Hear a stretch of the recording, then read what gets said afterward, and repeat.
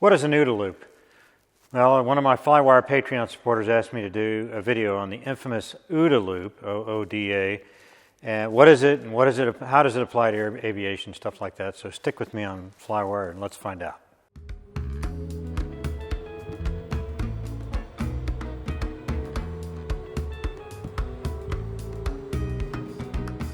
Hey, I'm Scott Perdue, and once upon a time in a galaxy far, far away, I was a Marine grunt, believe it or not. That's how I got my call sign Gunny. Wasn't one. What I wanted to do was go fly fighters, and I kept at it until I did. Eventually, I flew the F-4 and the F-15E in the Air Force, and you could say I was singularly focused on becoming a fighter pilot. Looking back from that perspective of time, I would go further and say my passions are flying and war. To study war, you need to be a historian of sorts, and you have to like to read. War is the single most impactful of all human endeavors, and at the same time, it is the worst, most inhumane, destructive thing that man does. Conflict is the extension of survival, and war is extreme. You can't have one without the other. Conflict and survival it is. It's intrinsic to human achievement. And even with technological advances, conflict essentially remains the same in any human endeavor. Animals too, but frankly, animals are beyond the scope of this particular video. So, with that as a backdrop, what is an OODA loop? I think every living thing goes through the OODA loop multiple times on a daily basis. It's another central human thread. Where does it come from? Well, you folks out there that already know what it means probably know that it comes from a fellow named Colonel John Boyd in the Air Force. He defined it, and from what he taught and spoke about it, it has entered our popular culture in significant ways. John Boyd was an Air Force fighter pilot and a very deep thinker. He was known as 42nd Boyd, and he was one with the Super Sabre, F-100, and was never defeated in an air-to-air fight. He knew on a visceral level what energy management was all about. He could see through all the fluff, all the word soup that folks use to describe things, and he penetrated to the heart of the matter. And his first original work was energy maneuverability, and then how redefined air fighting. He examined USAF and communist block fighters on their ability to turn, reach different speeds, gain and shed energy, and he created tables with power piece of S-curves that defined that performance. With that knowledge, we then could see all of aviation trade-offs, and then you could select the features within that discipline to help design your airplane. I flew the F-4 and I loved it, but what made it great was not its performance. The F-100 that Boyd flew was also not a great performer. The height of technology in the 60s was the F-111, and it was called a fighter, but it really wasn't. It was a fast bomber. Boyd was assigned to the Pentagon and was a ruthless supporter of defined mission capability.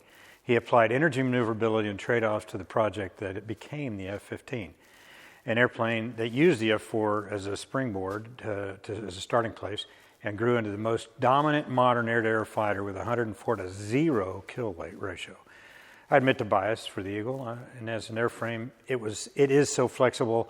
That's what made it the best air-to-air fighter, and then the best air-to-ground fighter in the F-15E, which does both of those things.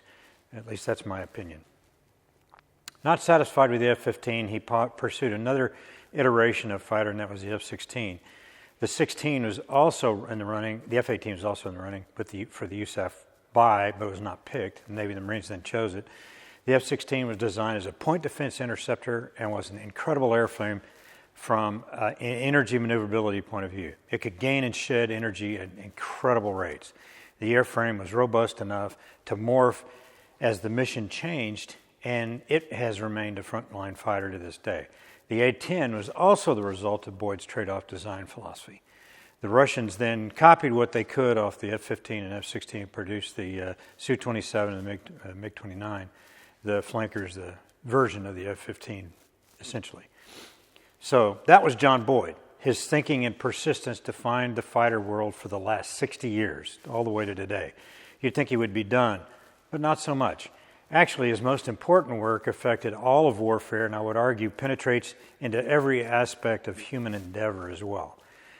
After the Pentagon's fighter mafia, spearheaded by Boyd and a few like-minded folks, got the F-15, the F-16, the A-10, and then the F-18 programs going, Boyd turned his insightful mind towards the conduct of war. Of course, he started where he began with air-to-air fighting. In the summer of 1976, he wrote a paper that set the foundation of fighter design, defined maneuverability, which is made up of turn rate, turn radius, and G-force.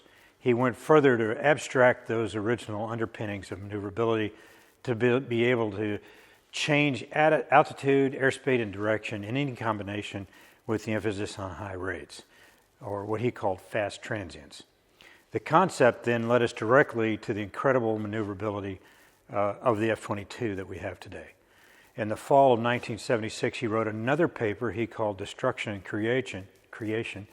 Essentially, it was a treatise on integrating the Heisenberg uncertainty principle with the second law of thermodynamics and the human concepts of reality. This is a simplistic way of describing the creation of order out of disorder and the need to destroy that to build on the next concept. It really is an amazing paper. 10 years later, Boyd wrote 3 more papers, Patterns of Conflict, The Strategic Game, Organic Design for Command and Control, and one briefing called The Essence of Winning and Losing. And this work then coalesced into Winning and Losing, a discourse on winning and losing that was a seminal paper on how to conduct war. He produced this after the first Gulf War. All the other stuff he'd done over about 5 or 6 years earlier. This work pulled Sun Tzu, Clausewitz, all the other philosophers of warfare into clear perspective. And the war plan that won the first Gulf War, as well as the second, emphasized maneuver warfare and is directly related to Boyd's rewriting of how to win and lose. The OODA Loop was a linchpin of that philosophy and came in that time period as a briefing. So what the heck does it mean anyway? Well, OODA stands for Observe, Orient, Decide, Act. It's a cycle that repeats itself in every aspect of our lives over and over again, every single day. Boyd didn't invent it, he saw it and expressed it in a way that was no longer visceral. With the concept succinctly expressed, now we can turn it over, examine how it works, train for it, plan for it. In short, we can incorporate it into our daily actions on an intentional basis rather than instinctual. With this express tool, we can now more easily see that the most important advantage in any event or transaction is time, the biggest asset. With this tool, we can deconstruct a sequence of events to see where we can gain more time, plan for any eventuality, and therefore have that better advantage the next time we see this event occur. And we shall, because all life occurs in a continuous loop of cause and effect events. Learning comes from observing or being taught, and if you can act on information faster than your competition, then you're in a better position to win. So let's take a moment and get inside the OODA Loop so we can better see what makes it tick. We are a product of our history, lived and inherited, like it or not. Genetic heritage, cultural traditions, lived experience provides us with a framework to observe reality. With that framework are built-in biases that we need to be aware of and compensate for. Without analysis and the required synthesis, we cannot come up with new ways to overcome problems, to solve things. We end up deploying the same failed concept expecting a different outcome. It seems to happen a lot. Without a robust process of examining reality, testing and rejecting new ideas, we cannot synthesize new, successful answers, and we're condemned to repeat history, as they say. The OODA Loop allows us to systematically see reality, observe what is really happening, understand it, decide on a course of action, and then implement it, and then feedback and start over. We correct ourselves that way. Today's policymakers in Washington are a perfect example of ignoring the results of an OODA Loop, of knowing and how to work it. Be wedded to what works, not what you want to work. It's just the facts. Let's look at Boyd's slide on the OODA Loop. First is observations. We need to absorb the unfolding circumstances, the outside information, the environment, and the interactions, as well as the guidance and control parameters forced upon us in a particular situation. All of this feeds forward into the orientation phase, and this is where we take into account our cultural traditions, our heritage, new information, previous experience, analyze the situation with a view to synthesizing a new solution. This is where we really need to think, sometimes outside the box. Orientation feeds then into the decision phase.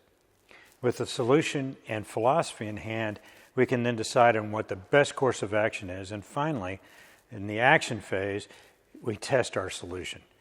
And we either succeed or we fail, and then that feeds right back into the observation phase with the new altered state, and we go back through the process, the OODA loop. It just keeps going back and forth. At each stage, the feedback then feeds back to the observation stage to help us fine-tune that loop.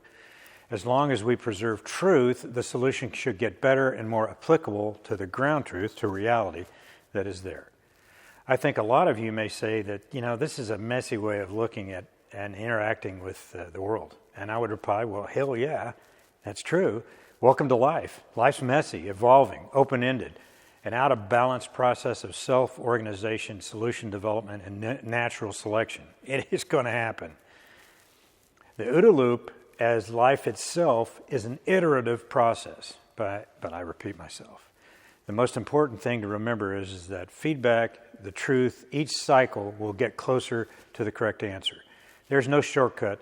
Pay attention and throw out the BS and press. Everyone is going through the OODA loop in just about everything they do. They're somewhere on the cycle, and rarely does anyone come up with the right answer the first iteration. Rarely do we understand what we see well enough to come up with the right answer that first time. So we've got to go back through the loop over and over. The important idea is that if we adhere to the truth and go through the OODA loop, we go through the OODA loop faster. Then we can get inside the decision cycle of our competition while he's hung up in his cycle. And that is how we win, we beat our competition in any situation. Just remember, as you speed through each stage of the OODA loop, BS inserts error into your solutions, and reality doesn't care about you or your opinions. So that's the OODA loop. Without a framework, you cannot understand where the idea comes from and why it is so fundamental to everything we do. From picking breakfast to driving to work, running our business, shooting down an enemy that's trying to kill you. With the framework incorporated into your lived experience, you won't need to go over it again next time you execute the OODA loop. Remember, that's that part of the orientation process. Critique yourself constantly in a constructive way. Don't forget the number one rule of being a fighter pilot. You can go watch that video. And also the three-bag theory. They're pretty good stuff and pretty good reference to follow on this one. I hope you liked the video and you learned something. If you did, hit like and subscribe. It looks like a bit like this here. And I'd like to thank my Patreon Brain Trust here. And if you'd like to support the channel, I'll leave a link to the Flywire Patreon page before. Just a note, this is the big freeze in the DFW area. It's too cold, been inside for 2 days. I've got 3 videos that I partially shot that I was thinking about doing, but the weather is not allowing me to fly right now, and I'm huddled up in the hangars, you can see, freezing my butt off. So anyway, that's the OODA loop, and how does it apply to flying? Well, every time you go fly, you got to go through this cycle. And everything you do, you shoot this landing or you shoot this approach or stuff like that, you focus on what I did wrong. You go to school. I like to say that, use that kind of a term. You go to school, figure out, identify what you did wrong, and fix it and do it better next time. Okay? That's what it's all about. So, thanks for watching, and I'll see you next time on Flywire.